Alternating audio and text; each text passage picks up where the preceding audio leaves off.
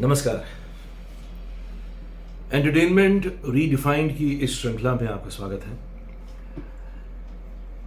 इस बात से तो हम इनकार नहीं कर सकते कि हर व्यक्ति को आज मॉडर्न टाइम्स में अपने खाली वक्त को इंटरेस्टिंग बनाने के लिए किसी प्रकार के एंटरटेनमेंट की ज़रूरत पड़ती है। अब सवाल ये उठता है कि ये एंटरटेनमेंट किस तरह का हो। इसी से जुड़े हुए प्रश्न हमने पिछली वीडियो में उठाए थे और कुछ बातें अलग तरीके से मैंने शेयर की थी। आज उसी विचार को आगे बढ़ाते हुए कुछ नए ढंग से और कुछ नए बिंदुओं पर प्रकाश डालना चाहूँगा। आइए पहले समझते हैं कि जैसा भी एंटरटेनमेंट इस वक्त हमारे समाज में है, including western world, American civilization and European civilization को साथ लेकर मैं बात करना चाहूँगा। हमारे टेलीविज़न शोज़, हमारे फिल्म्स, हमारे सॉन्ग्स, हमारा लिटरेचर, हमारे पॉपुलर डांसेस, ये क्या संदेश दे रहे हैं यार, ये क्या कह रहे हैं और इनका असर देखने वालों पर क्या हो रहा है। इस बात से तो हम डिनाई नहीं कर सकते कि किसी भी किस्म के पॉपुलर आर्ट का इम्पैक्ट मनुष्य के अचेतन मन पर गहरा पड़ता है। जो बात आप सीधी तरह से किसी आर्टिकल में कहेंगे या किसी लेक्चर में कहेंगे, उसे अगर हम ड्रामा के ज़रिए, फिल्म के ज़रिए, किसी टेलीविज़न शो के ज़रिए, किसी गीत के ज़रिए, किसी नृत्य के ज़रिए कहते हैं तो उसका असर हमारे सबकॉन्शियस माइंड पर गहरा पड़ता है, क्योंकि हम इमोशनल लोग हैं, हमारे इमोशंस ज़्यादा प्रिडोमिनेंट है। तो जो बात आपके इमोशन को टच करती है वो बात आपको गहरे में छू जाती है। इस पर ढेर सारा रिसर्च और काम हमारे एंशिएंट सिविलाइजेशन में नाट्यशास्त्र के माध्यम से बहुत हुआ है। उसका जिक्र बाद में करता हूँ कि उस वक्त भी उन्होंने मनुष्य मन को समझते हुए मनोरंजन की दुनिया में किस तरह के विचार को रखा और किस तरह के आदर्श को रखा और फिर किस तरह से ड्रामा या कला का प्रचार प्रसार हुआ। बट अभी हम ये देख रहे हैं कि अभी के समय में क्या हो रहा है। क्या जाने अनजाने कोई ख़ास विचार, कोई ख़ास थॉट वेव प्रोपेगेट हो रहा है? क्या कोई डीप रूटेड विचारधारा लोगों के मन में बैठ रही है?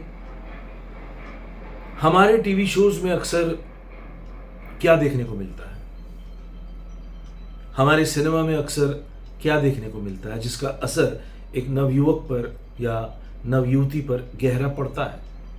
ज़्यादातर, जैसा मैंने लास्ट टाइम भी बताया था, सेक्स और वायलेंस के इर्द गिर्द ही तमाम सब्जेक्ट्स घूमते हैं। चूँकि ये बेसिक इंस्टिंक्ट है मनुष्य का, तो इसको केटर करते हुए ही बात कही जाती है।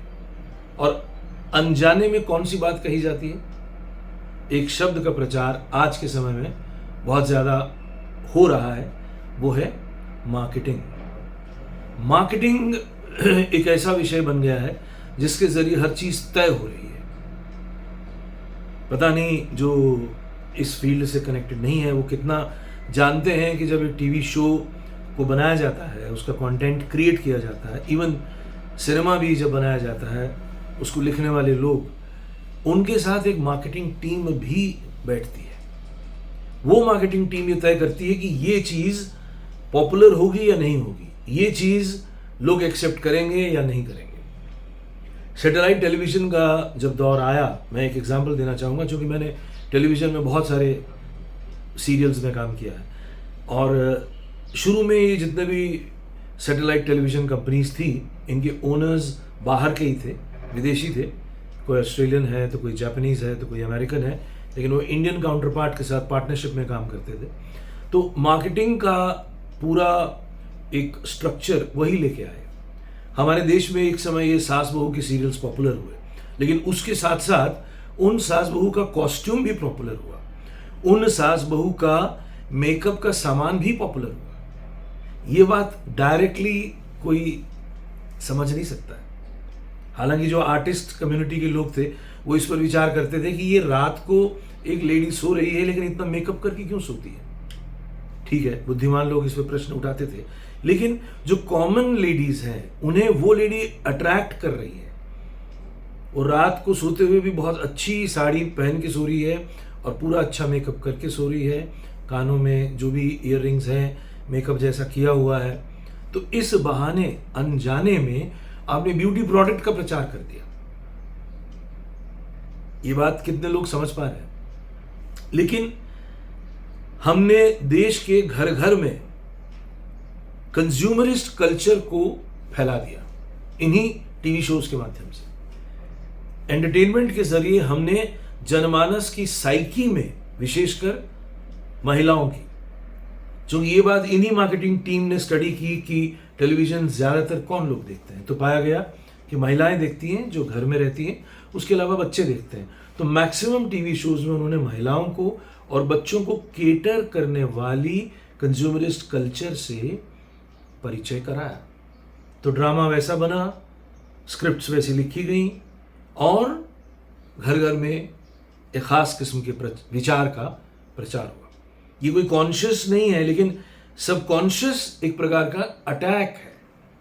माध्यम यूज हो रहा है एंटरटेनमेंट का। एंटरटेनमेंट यानी जिसमें बहुत सारे रंग हैं, इमोशंस हैं, ड्रामा है, नाट्यशास्त्र की भाषा में कहें कि नवरसों का एक्सप्रेशन है। अच्छा लगता है, प्यार की बातें, गुस्से वाली बातें, दुख की बातें, हंसी की बातें, आश्चर्य होने वाली बातें, भय से जुड़ी हुई चीज़ें, इन सब का अच्छा इस्तेमाल हो रहा है। लेकिन वो ले कहाँ जा रहा है हमें? एक ख़ास किस्म के कंज्यूमरिस्ट कल्चर के प्रचार के लिए। तो ये बात अगर हम सारे एंटरटेनमेंट के जितने माध्यम हैं उस पर अप्लाई करें तो ये गलत नहीं होगा। हमें जाने अनजाने कहा जा रहा है कि ऐसा जियो, ऐसा जियो, ऐसा खाओ, ऐसा पहनो, ऐसा घर बनाओ, ऐसे प्रोडक्ट खरीदो। एडवर्टीजमेंट तो डायरेक्टली आपको प्रोडक्ट खरीदने की बात करता है। जितना एडवर्टीजमेंट वर्ल्ड का काम है, एड फिल्म के जरिए या होर्डिंग्स के जरिए या पोस्टर्स के जरिए या पेपर में विज्ञापन के जरिए, वो तो डायरेक्ट आपसे कह रहा है कि अगर आप अच्छे आदमी बनना चाहते हो तो ये कपड़े पहनो, ये सोना खरीदो, इस तरह का घर बनाओ। एक घर बना लिया कोई बात नहीं, दूसरा घर बनाओ, तो सेकंड होम का प्रचार किया। तो हो क्या रहा है, ये बात समझने लायक बात है। इससे जुड़ी हुई बात मैं एक बार फिर किसी अगले वीडियो में कहूँगा कि बाय एंड लार्ज पूरी मनुष्य जाति के जीवन में पिछले 5-7 हज़ार सालों का इतिहास ले तो दो तरह की विचारधाराएं ही चली है, श्रेयोमुखी और प्रेयोमुखी। उपनिषदों में हमें इन दो शब्दों का इस्तेमाल मिलता है, श्रेय और प्रेय। प्रेय है सेंस ऑर्गन्स का सुख, इंद्रियों का सुख, प्रेयोमुखी चिंतन है। और आत्म ज्ञान से मिलने वाला सुख या आत्मा की तरफ ले जाने वाली जो विचारधारा है वो श्रेयोमुखी है। तो उसी तरह ग्रीक फिलॉसफी में भी इसे हेडोनिज्म एंड स्टोइक, इस तरह के दो तरह की विचारधारा की बात पढ़ने को मिलती है और यही आज भी अप्लाई होती है। या तो आप अपनी इंद्रिय सुख के लिए जिएंगे और मरते दम तक, बुढ़ापे तक। आज कोई हैरानी की बात नहीं है जब आप किसी 80 वर्ष के बूढ़े को भी देखते हैं, वो किसी माध्यम से इंद्रिय सुख में ही लिप्त रहने का प्रयास करता है। धन कमाने के बाद हर व्यक्ति यही करता है या करना चाहता है।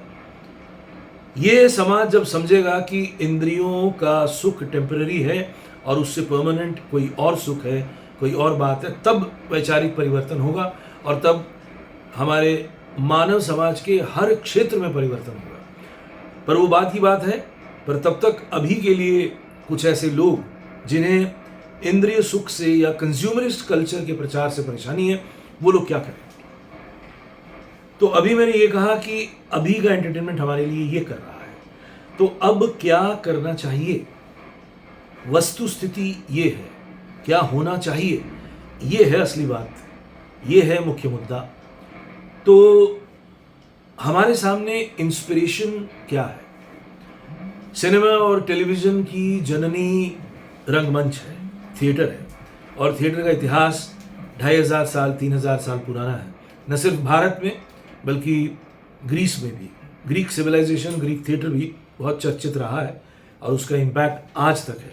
ड्रामा और थिएटर के जगत में ग्रीक ड्रामा बहुत सिंसियरली पढ़ाया जाता है और आज भी बहुत लोग उस पर काम करते हैं। तो उस वक्त के लोगों ने क्या किया जिससे हम आज जब अपने समाज को बनाने की बात करें एंटरटेनमेंट के जरिए एंटरटेनमेंट को रीडिफाइन करने की कोशिश करें तो हमारे हम सामने सोर्स मिलता है, हमारे सामने एक इंस्पिरेशन है। वो हम हूबहू नहीं ले सकते, ये बात पक्की है, लेकिन हमें उसकी जो आत्मा है, उसका जो क्रक्स है, उसका जो इसेंस है, वो हम ज़रूर ले सकते हैं और उसको आज की टेक्नोलॉजी के साथ उसका यूज कर सकते हैं, उसका एप्लीकेशन हो सकता है।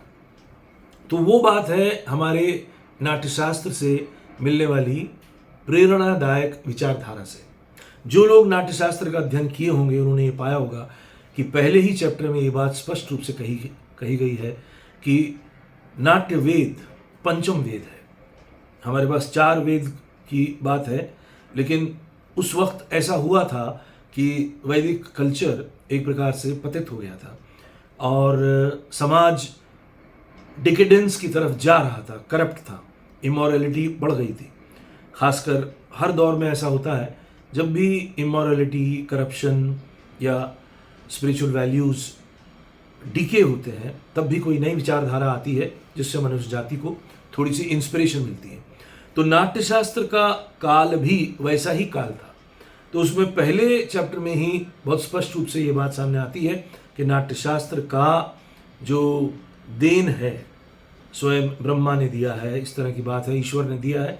तो वो इसलिए दिया है कि जनमानस को, जिसमें सभी लोग शामिल हैं, सभी वर्ण के लोग शामिल हैं। इंपॉर्टेंट पॉइंट ये है, भारत की सोसाइटी उस वक्त वर्ण व्यवस्था से चलती थी, कास्टिज्म बहुत प्रबल था, वर्ण व्यवस्था बड़ी स्ट्रांग थी, लेकिन नाट्यशास्त्र में सभी वर्णों को उसमें शामिल किया गया और उसमें पर्टिकुलर मेंशन है कि शूद्रों के लिए भी और महिलाओं के लिए भी। एक वक्त ऐसा था भारत में जब वेदों का अध्ययन ये छोटी जात के लिए मनाही थी और इवन स्त्रियों के लिए मनाही थी। बड़े ऐसे सख्त नियम थे कि जो वेद का पाठ गलती से सुनता भी था तो उसकी कान में सीसा डाल दिया जाता था, पिघलता हुआ, अलग किस्म का टॉर्चर होता था।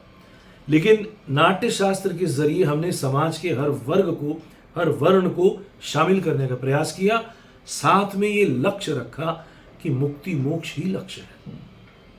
देखिए कितनी बड़ी बात है, एक थॉट है, एक थॉट वेव है।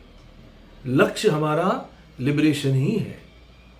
क्योंकि तब का जो ब्राह्मण समाज था वो काफ़ी क्लियर था इस बात को लेकर, धर्म के सहारे वो अक्सर ये बात समाज के सामने रखता ही था कि जीवन का लक्ष्य है मुक्ति मोक्ष प्राप्त करना। तो नाटक कैसे होने चाहिए, इस पर स्पष्ट निर्देशना है। माइथोलॉजी के इर्द गिर्द ही हमारे प्लेस होने चाहिए, ये बात थी। उसमें इम्पोर्टेंट कैरेक्टर्स, जो आइडियल कैरेक्टर्स थे, वो राजा, सेनापति, मंत्री, उच्च क्लास का ब्राह्मण, इसी तरह के लोग हो सकते थे। उन्हीं के जरिए ही एक बड़ा मकसद, किसी बड़े मिशन को पाने की कोशिश, उसमें बाधाएं और फिर उसमें विजय। हमारी ये रामलीला के भी जो कथानक है, महाभारत के जो कथानक है, उसके अलावा अगर हम संस्कृत ड्रामा के राइटर्स के नाम गिनाएं, जिसमें कालिदास, भास, शूद्रक, इस तरह के जो राइटर्स हैं, उन्होंने भी बहुत ज़्यादा माइथोलॉजी के कैरेक्टर्स को लेकर कहानियाँ गढ़ी, नाटक गढ़े और मनोरंजन का पूरा इस्तेमाल करते हुए, रसों का पूरा ध्यान रखते हुए कुछ ऐसे नाटक बने जिसका डीप इम्पैक्ट जनमानस के ऊपर सात्विक लेवल पर पड़ा। और कई नाटकों में एक आदर्श समाज, एक आदर्श राजा, एक आदर्श जीवन जीने की बात बहुत स्पष्ट रूप से बताई गई। तो खैर ये उस वक्त का दौर था जहाँ पर हमारे सामने एक विचार था और उस विचार पर चलने वाले लोगों का एक मिशन जैसा था। तो आज के समय में क्या हम लोग उस विचार से कुछ इंस्पिरेशन ले सकते हैं? हमारे टेलीविज़न वर्ल्ड को और हमारे सिनेमा जगत को और हमारे सॉन्ग्स एंड डांस के जगत को क्या हम एक नई दिशा दे सकते हैं? अगर एक नए आदर्श की रचना की जाए और जो प्रबुद्ध वर्ग है उनके बीच में इस विचार को रखा जाए कि किस तरह से हम उसी पुरानी बात को नए ढंग से कहें, तो मेरी नज़र में एक बहुत अच्छी तब्दीली आ सकती है। मैं कई ऐसे मित्रों को जानता हूँ, पढ़े लिखे लोग, समझदार लोग, जो फिल्में नहीं देखते, क्योंकि वो कहते हैं कि हमारे लिए फिल्मों में कुछ है नहीं, we can't get inspired by films.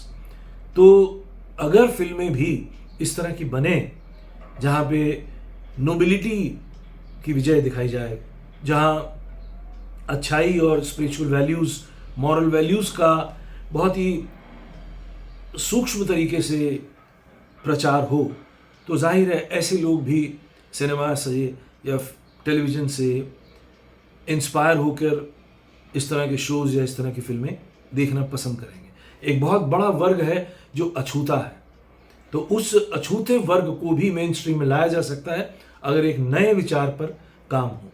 चूँकि कला का मकसद ही यही है कि वो आपके नोबल सेंटिमेंट को जगाए। अगर वन लाइन में हम कला की परिभाषा करें और एंटरटेनमेंट की परिभाषा करें तो वो यही होनी चाहिए, रादर वो यही है कि आपके भीतर के नोबल और उदात्त विचारों में और तरक्की आए, आपके अंदर का एक बेहतर इंसान जगे।